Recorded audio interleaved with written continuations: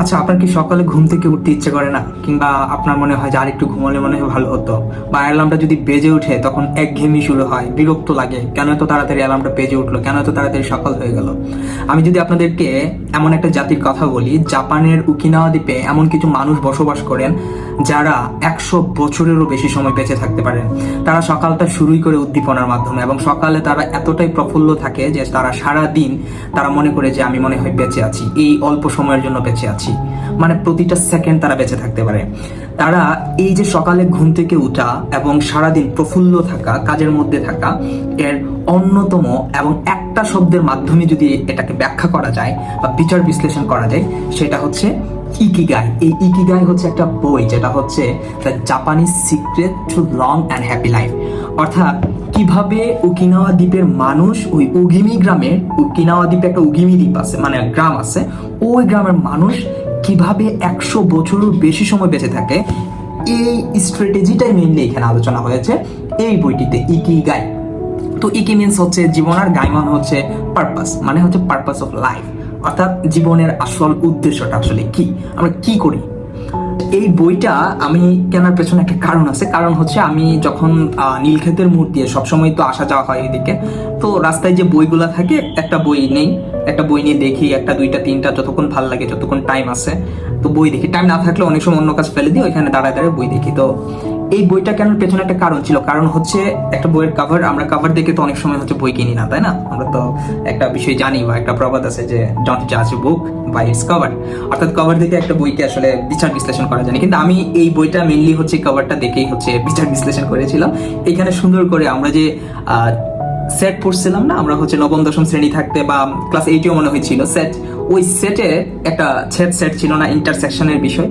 তো আমি দেখলাম যে ইন্টারসেকশন দিয়ে আসলে কি বোঝাতে চাইছে এই জায়গাটাতে, জাস্ট এটা দেখলাম ইকিগাই।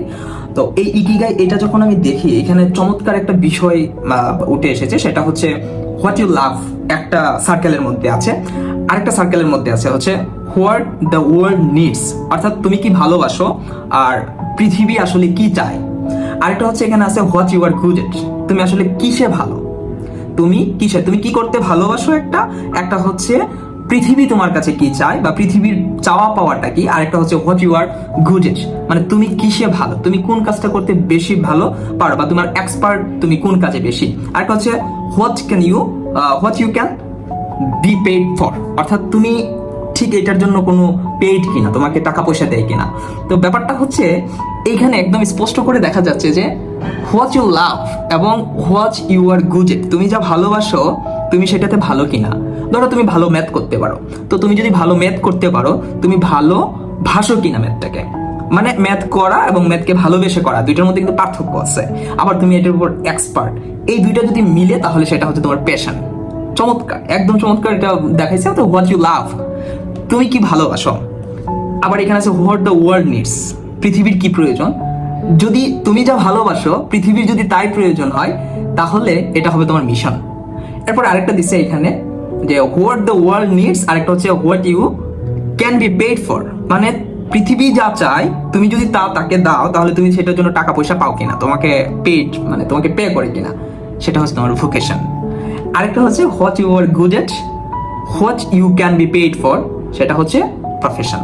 অর্থাৎ তুমি যেটাতে ভালো আর সেটার জন্য যদি তোমাকে টাকা দেয়, তাহলে সেটা হচ্ছে তোমার প্রফেশন। এই সমস্ত কিছুর ইন্টারসেক্ট হচ্ছে ইকিগাই, মানে পারপাস অফ লাইফ। তো আমরা আজকে মেইনলি এটা নিয়ে কথা বলবো, এই বইটা নিয়ে আমরা কিছুক্ষণ কথা বলবো। আমি এই বইটা থেকে মেইনলি কি পেয়েছি এবং এই বইটা পড়ার পর আমার কি অনুভূতি, সেটাই হচ্ছে মেইনলি আপনাদের সাথে শেয়ার করব।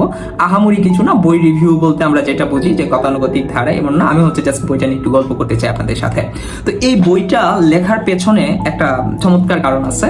তো আমরা অনেক সময় বন্ধু বান্ধবরা একসাথে বসে আড্ডা দিলে অনেক বিষয় নিয়ে কথাবার্তা বলি।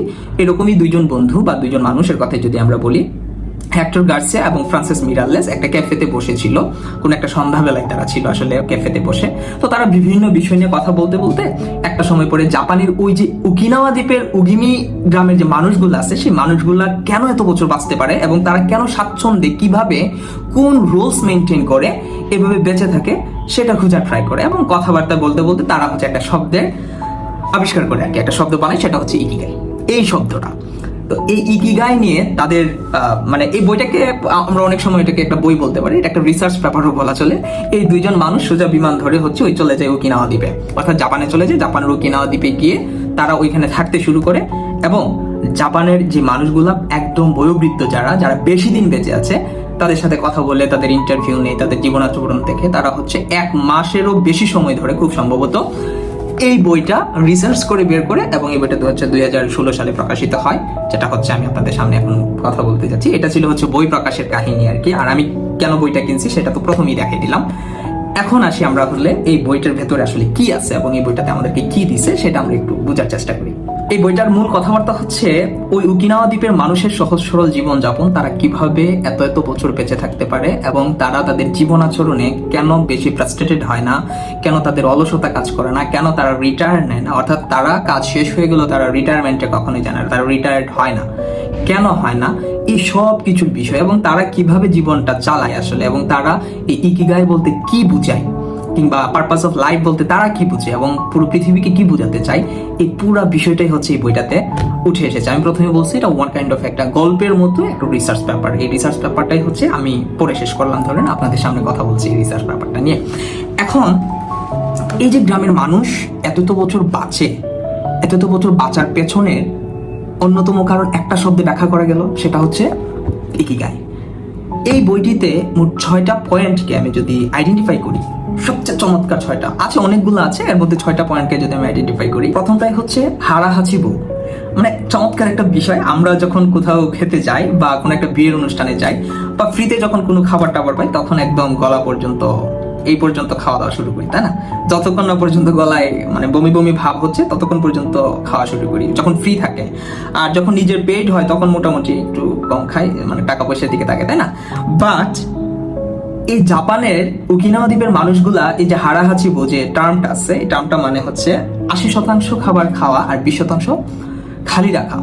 তারা মনে করে যে 80% খাবার যদি আমি খাই আর 20% যদি খালি রাখি, তাহলে ওই 80%কে হজম করতে বা হজম শক্তিতে সাহায্য করতে 20% খুব কাজে দেয়, এবং শরীরে অলসতা আসে না, ঝিমিয়ে যায় না। তখন তার এই খাবার খাওয়ার সাথে সাথে তারা আবার কাজ করা শুরু করে দিতে পারে। আর আমরা তো হচ্ছে যখন খাওয়া দাওয়া করি যে একটু রেস্ট নিতে হবে, ঘুমাইতে হবে, খাইতে হবে, অনেক চিন্তা ভাবনা, তাই না? তো তারা এটা করে না। তারা যে কাজটা করে সেটা হচ্ছে 80% ওইভাবে খায় আর হচ্ছে 20% খালি রাখে। এর পেছনে কারণটাই হচ্ছে হজম শক্তিতে জন্য সাহায্য। এরপরটা হচ্ছে মুয়াই, আরো চমৎকার একটা টার্ম, যেটা হচ্ছে সামাজিক বন্ধন বলা হয় আর কি এটাকে। আমরা অনেক সময় একাকিত্বকে গ্রহণ করি না, বলে না যে একাকিত্ব বিলাস, বৃষ্টি বিলাস, এরকম। মানে একাকিত্ব আসলে যেন ভালো লাগে, গান টান শুনি, কথাবার্তা মানে কারোর সাথে বলি না, একাকিত্বে থাকি, তাই না? তো তারা মনে করি কি যে একাকিত্ব একটা অসুখ, একটা রোগ এবং মারাত্মক রোগ। সো তারা সামাজিক, অর্থনৈতিক, সাংস্কৃতিক ভাবে একে অপরের পাশে থাকে, সামাজিক বন্ধনে থাকে আর কি। তারা ছোট ছোট গ্রুপ করে, একটা দল করে হচ্ছে তারা থাকে, এবং একে অন্যের সুখ দুঃখের গল্প শুনে, ঠিক আছে, এবং একে অন্যকে বিভিন্নভাবে সাহায্য করে। সেটা আর্থিকভাবে হইতে পারে, মানসিকভাবে হইতে পারে। তো তারা সাহায্য করে যেন তারা আলটিমেটলি কখনো একাকিত্বে না ভুগে আর কি।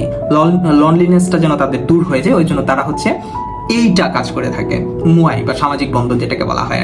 এরপর আরো একটা আছে, সেটা হচ্ছে রেডিও তাইসু। রেডিও তাইসু মানে হচ্ছে হালকা ব্যায়াম করা। তারা হচ্ছে যখন হাঁটে তখনও হাত নাড়ায়।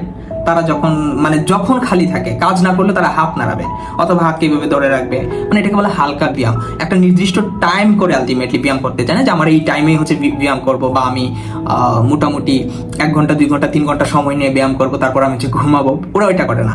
ওরা যেটা করে সেটা হচ্ছে সারাদিন কোনো না কোনো সময়, যে কোনো মুহূর্তে সময় সুযোগ থাকলেই তারা ব্যায়াম করে। তারপর আরেকটা আছে, চমৎকার একটা টার্ম আছে, সেটা হচ্ছে ফ্লু স্টেট। ফ্লু স্টেট মানে হচ্ছে একদম যদি সহজ কথায় বলি যে অলস মস্তিষ্ক শয়তানের কারখানা। তো তারা মনে করে যে আমি যখন কাজের মধ্যে থাকবো তখন আমার মস্তিষ্কে অন্য ধরনের কোনো ডাইভার্সন আসবে না, অর্থাৎ আমি অন্য কোনো কিছুতে জড়িয়ে পড়বো না, আমি অন্যদিকে মনোযোগ হারাবো না, আমি কাজের মধ্যে থাকবো। তার মানে এটাকে বলা হয় ফ্লু আর কি। এবং তারা কাজ করতে উদ্যমী, তারা সবসময় কাজের মধ্যে থাকে, যেন তাদের ব্রেনকে কেউ কলুষিত করতে না পারে, তাদের ব্রেনকে কেউ যেন নজরদারি করতে না পারে। তারা তাদের ব্রেনটাকে সবসময় কাজের মধ্যে সীমাবদ্ধ রাখে। তো এটাকে বলা হয় যে ফ্লু স্টেট। এই কাজটা, এটা আমার কাছে চমৎকার লেগেছে যে আমি যখন কাজের মধ্যে থাকবো তখন আমার মধ্যে আসলে কোনো ধরনের নেগেটিভিটি বাধা বাঁধবে না, আমার ব্রেনে কোনো ধরনের নেগেটিভিটি আসবে না। তারপর আরো একটা কথা আছে যে সে তাড়াহুড়ো না করা, অর্থাৎ আমরা জীবনের গতিকে থামিয়ে দেওয়ার জন্য কিংবা জীবনের গতিকে আরো ত্বরান্বিত করার জন্য তাড়াহুড়ো শুরু করে দেয়, অর্থাৎ জীবন তার গতিতে চলবে, আমার কাজটুকু শুধু আমি করে যাব। যেমন আমি সকালে ঘুম থেকে উঠে আমার যে কাজ সেই কাজ করা, মানে ওভারঅল আপনার জীবনে যা করা দরকার সেটা আপনি ফ্লোলি করবেন, এটুকু। মানে কোনো তাড়াহুড়ার কথা ওরা বলে না যে আমি আমার মতো করে চলছি, আমার মতো করে খাচ্ছি দাচ্ছি, আমি যে কাজ করা আমার উপর যে দায়িত্ব আমি দায়িত্ব পালন করছি, এই মানে ওরা এটা করছে। তারপরে আরো একটা আছে, এটা আমার কাছে সবচেয়ে ভালো লাগছে, সেটা হচ্ছে প্রকৃতির সাথে যুক্ত থাকা। আমরা কি করি, আমাদের যখন টাকা পয়সা হয় আমরা দেখি যে 4 তালা করতে পারতেছি, আমরা আরো 5 তালা করার জন্য আরেকটা বছর সময় নেই, বা 6 তালা করার জন্য আরো একটা বছর সময় নেই, তারপরে হচ্ছে আমরা 5 তালা 6 তালা বিল্ডিং করি। কিন্তু তারা যে কাজটা করে সেটা হচ্ছে তারা পুরা জায়গাটা জুড়ে বিল্ডিং বা বাড়ি না করে, তারা সামনে, ঘরের সামনে একটু ছোট্ট জায়গা রেখে দিয়ে যে জায়গাটাতে তারা হচ্ছে বাগান করে, মানে তারা বাগান করে ওই বাগানের জন্য কোনো মালি রাখা হয় না, তারা নিজেরাই মালি, অর্থাৎ এই বাগানের পরিচর্যা তারাই করবে এবং তারা ওইখান থেকে গ্রো করায় আর কি। অর্থাৎ একটা গাছ কিংবা শাক সবজি যাই হোক না কেন, ফলমূলের যত গাছ আছে, গাছগাছালি ওরা হচ্ছে এখানে লাগায়। তো এখানে ওই জায়গাতে তারা যখন এটা চাষ করে, তারা মনে করে কি যে এই যে একটা গাছ আমি এখানে রোপণ করলাম, এই গাছটাকে আমি বাড়িয়ে তুলছি, তাকে হচ্ছে সেবা যত্ন করছি, সে সতেজ থাকছে। তো এর পাশাপাশি আমি যে তাকে যত্ন করছি, সে আমাকে রিওয়ার্ড হিসেবে আমাকে সতেজ রাখছে। কিভাবে? কারণ আমি কাজ করছি, আমি অলস বসে আছি না। এই যে জিনিসটা, এটা আমার কাছে চমৎকার লেগেছে। তো বইয়ের এই মূল কথাটা আর কি, এই বইটাতে গুরুত্বপূর্ণ 2টা কথা আছে, ডায়ালগ যেটাকে বলে, কথোপকথন আছে, যে তোমার জীবনের উদ্দেশ্য বা পারপাস অফ লাইফ অথবা ইকিগাই, এগুলা তোমার ভেতরে জমা আছে, তোমার অভ্যন্তরে নিহিত আছে। তুমি শুধু ধৈর্য ধরো এবং সেটাকে খুঁজে বের করো, তোমার ভেতরেই আছে, ভেতর থেকে জাস্ট সেটাকে খুঁজে বের করো। মানে ওনারা এটাতে বোঝাতে চাচ্ছেন যে আমার ভেতরে যে শক্তিটা আছে, সেই শক্তিটাকে আমি নিজেকেই বের করতে হবে, খুঁজে বের করতে হবে, আমার ভেতরেই আছে, এটাকে বের করে নিয়ে